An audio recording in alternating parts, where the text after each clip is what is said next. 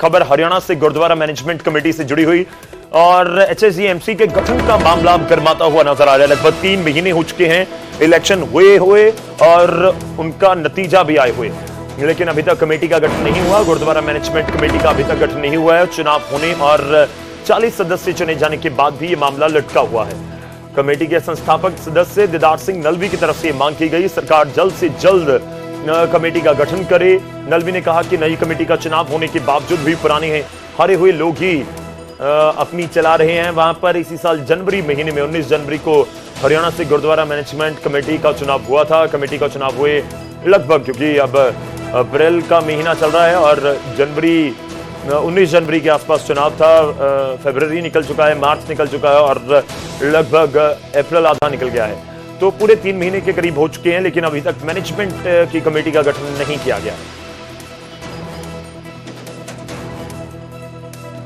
आपको यह भी बता दें कि 40 सदस्य के जो नतीजे आए थे उसको लेकर भी असमंजस थी, क्योंकि अलग अलग जो गुट हैं वो चुनाव लड़ रहे थे और बहुत सारे सदस्य आजाद के तौर पर जीत कर आए थे। चलिए रुक करते हैं, हमारे साथ इस समय दीदार सिंह नलवी जुड़ रहे हैं, संस्थापक सदस्य हैं एचएसजीएमसी के।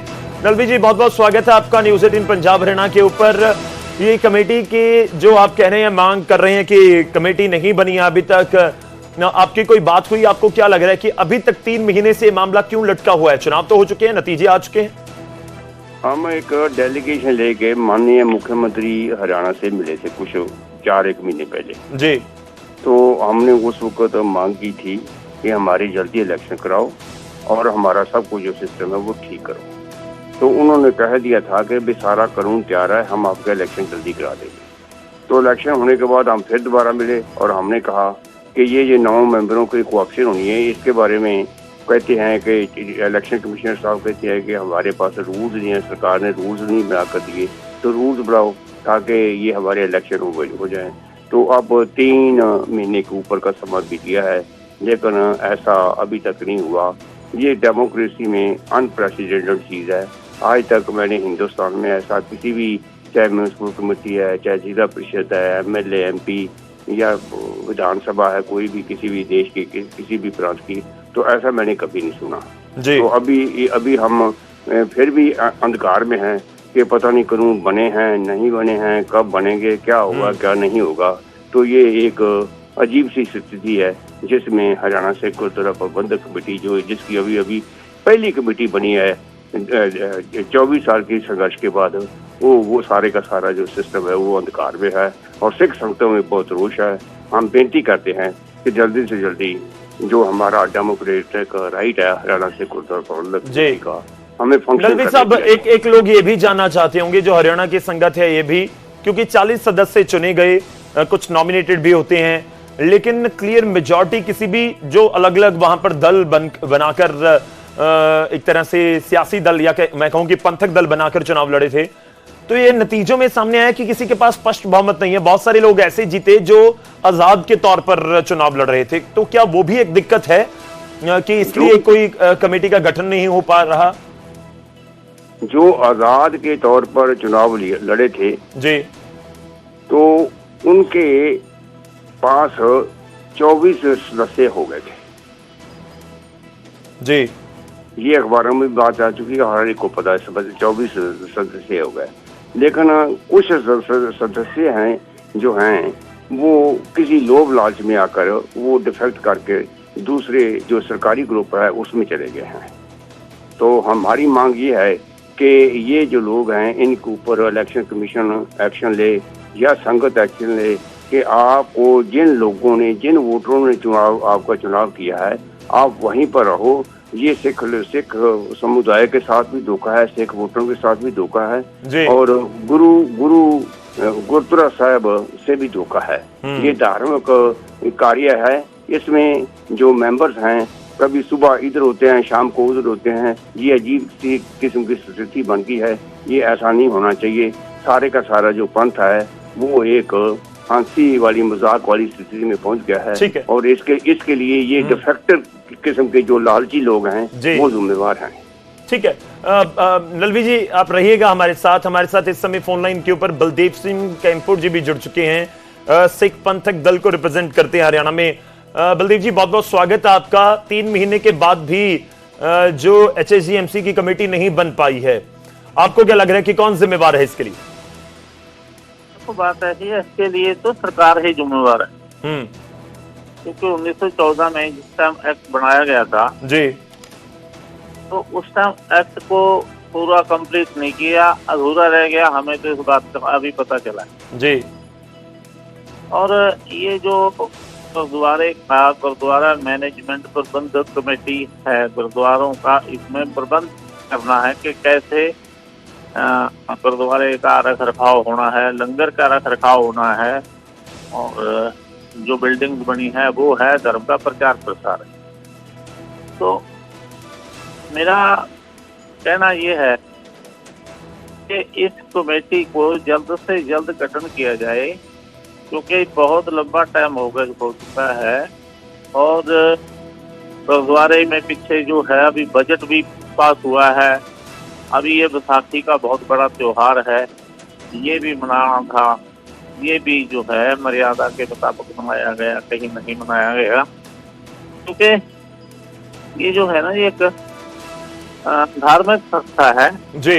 इसमें जो है इसको मेरा जो कहना है कि सरकार का इसमें दखलंदाजी नहीं होनी चाहिए। नहीं, देखिए, हमारे साथ दलवी जी भी जुड़े हुए हैं। बलदेव जी, आप बखूबी समझते और जानते होंगे उनको। एक मिनट में जी, आप कंप्लीट कर लीजिए। हाँ, एक तो ना इसमें वैसे तो सरकार कहती है कि हमारी कोई दखल अंदाजी नहीं, लेकिन हमें कुछ पता चला है कि कुछ हमारे मेंबरों के साथ सरकार के जो मुलाजिम हैं, कौन से हैं, उच्च कोटि के हैं, निम्न कोटि के हैं, वो संपर्क साधते हैं।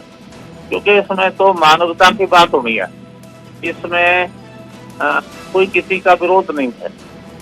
गुरु ग्रंथ साहब का जो विचारधारा है वो सारी दुनिया को अपने कलावे में ले लिया। वो अलग बात है कि कुछ हरियाणा के सिखों की मांग के ऊपर ये कानून बन गया, लेकिन अच्छी बात है अब इस कानून को जल्दी से जल्दी जो है जो ऑप्शन के मेंबर बनते हैं, एसजीपीसी में तो जो इलेक्टेड मेंबर होते हैं वो अपना प्रधान चुन लेते हैं, उसके बाद ऑप्शन हो जाती है, तो ये जल्दी क्लियर कर देना चाहिए। मेरा सवाल ये था कि चाहे वो दादूवाल हो या जगदीश सिंह झिंडा हो या जिनको जो महंत है उनको बनाया गया था अध्यक्ष, क्या उनकी भूमिका कोई आपको नजर आ रही है? मैं भूमिका इस तरीके से पूछना चाह रहा हूं कि क्या आपको लग रहा है कि अभी भी संचालन उन लोगों के हाथ में है? किन लोगों के हाथ में है मौजूदा समय में आपको लग रहा है? देखो, जिन लोगों को संगत ने नकार दिया है, जिस दिन इलेक्शन शुरू हो जाता है, जो पहली बॉडी होती है उसका फंक्शन खत्म हो जाता है, ठीक है, लेकिन वो अभी भी पता नहीं किस तरीके से बैकडोर से अपना कोई न कोई प्रभाव।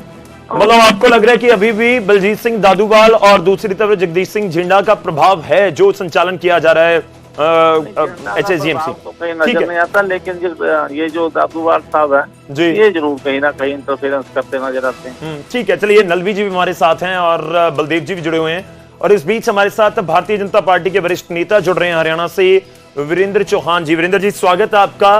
3 महीने हो चुके हैं, एचएसजीएमसी का चुनाव हो रखा है, नतीजे आ चुके हैं, लेकिन अभी तक कमेटी नहीं बनाई गई। इसको लेकर जो सिख पंथक दल हैं या फिर जो उनके नुमाइंदे हैं, उनकी तरफ से सवाल उठाए जा रहे हैं और कह रहे हैं कि सरकार जिम्मेवार है कि अभी तक अगर कमेटी नहीं बनी।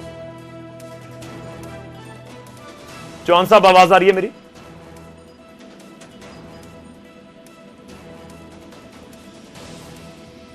तो लग रहा है चौहान साहब तक आवाज नहीं मेरी पहुंच रही है। मैं नलवी से एक रिएक्शन जरूर लेना चाहूंगा। नलवी जी, आप जिक्र कर रहे हैं कि अभी कमेटी नहीं बनी, तो सिख संगत हरियाणा की ये भी जानना चाहती होगी, इनफैक्ट पंजाब की भी, कि फिर संचालन किस तरीके से हो रहा है गुरुद्वारा जो भी एचएसजीएमसी है उसका? जब सरकार ही नहीं है जी, एक्ट के मुताबिक, तो हरियाणा से गुरुद्वारा प्रबंधक कमेटी की जो जनरल बॉडी और एग्जीक्यूटिव बॉडी है उसी को अधिकार है। तो सरकार ने बनानी है। ये हमारी एक जो कमेटी है ऑटोनॉमी कमेटी है, और इसको गठन सरकार ने करना है। सरकार ने अभी तक गठन नहीं किया, तो इसके लिए मैं ये समझता हूँ कि ये सरकार इस सब कुछ की जो मैस क्रिएट हुआ है, इसके लिए मुकम्मल जो जिम्मेवारी है वो सरकार की। सरकार को अपना फर्ज निभाना चाहिए। आपको भी लगता है कि कोई बैकडोर सरकार की तरफ से ही एचएसईएमसी के काम को देख रहा है या दखल दे रहा है? देखो, बलदेव जी ने नाम ले दिया, बलदेव जी कहते हैं दादूवाल से कहीं ना कहीं सीधे इनडायरेक्टली काम करवाया जाए। मैं तो वो बात कहता हूँ जिसका जो स्पष्ट दिखाई देती है, जो बिहाइंड दी कर्टन हो रहा है, क्या हो रहा है क्या नहीं हो रहा है, जिसके बारे में कुछ पता नहीं, उसके बारे में कमेंट नहीं करना चाहता। ठीक है, लेकिन ये बात स्पष्ट है कि सरकार जो है वो हमारी कमेटी का गठन नहीं कर रही, जिसकी वजह से सरकार जी सरकार के प्रतिनिधि भी जुड़ चुके हैं। नलवी जी, एक बार उनसे भी बात कर लेते हैं। वीरेंद्र चौहान जी जुड़े हैं। वीरेंद्र जी, मेरी आवाज आप तक पहुंच रही होगी। 3 महीने हो चुके हैं, एचएसईएमसी का चुनाव हो रखा है, लेकिन अभी तक कमेटी का गठन नहीं हुआ। सरकार को जिम्मेवार सिख समुदाय के लोग ठहरा रहे हैं।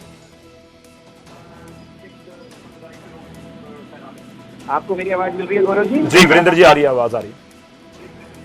हाँ, मैं ये कह रहा हूँ कि हरियाणा की सरकार का जहाँ तक सवाल है, मैं इस आरोप को तो सिरे से खारिज करता हूँ कि सरकार कहीं बाधा डाल रही है या सरकार कहीं अवरोध खड़े कर रही है। हरियाणा की वर्तमान सरकार को तो इस बात का श्रेय जाता है कि जो कई साल के लंबे संघर्ष के बाद हरियाणा की सिख संगत को अपनी कमेटी, अपने गुरुघरों के प्रबंधन का अधिकार मिला था। हमने उसको कानूनी लड़ाई में मदद करते हुए पहले जो एडहॉक कमेटी बनाई, फिर चुनाव की प्रक्रिया जो कानून सम्मत तरीके से हो सकती थी, जो चुनाव का कमिश्नर नियुक्त करके हमने उस काम को आगे बढ़ाया। सिख संगत ने अपने 40 नुमाइंदे चुन दिए हैं।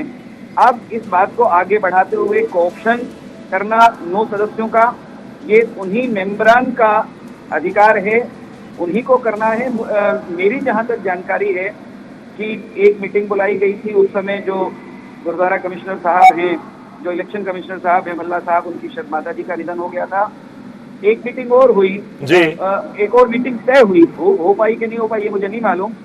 और वो मीटिंग भी उसमें शायद कोई कार्रवाई नहीं हुई, और रूट को लेकर के ऑप्शन के रूट क्या हो, इसको लेकर शायद कोई सहमति नहीं थी।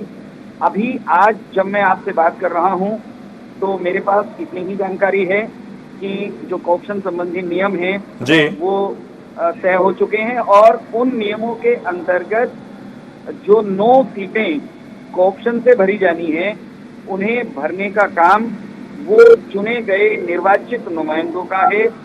वे उन 9 लोगों को चुन लेंगे तो 49 सदस्यों का हाउस वो कंप्लीट हो जाएगा, और वो हाउस फिर अपने एक प्रधान, वरिष्ठ उप प्रधान, उप प्रधान, महासचिव और सचिव का निर्वाचन कर लेंगे। सरकार पहले दिन से यही चाहती थी कि हरियाणा के ऐतिहासिक गुरुघरों का वहाँ या उनके हरियाणा में जो कुछ 2 या 3 कॉलेजेस हैं, कुछ विद्यालय हैं, उनका प्रबंधन वो जल्द से जल्द वो हरियाणा की अपनी कमेटी के पास हो।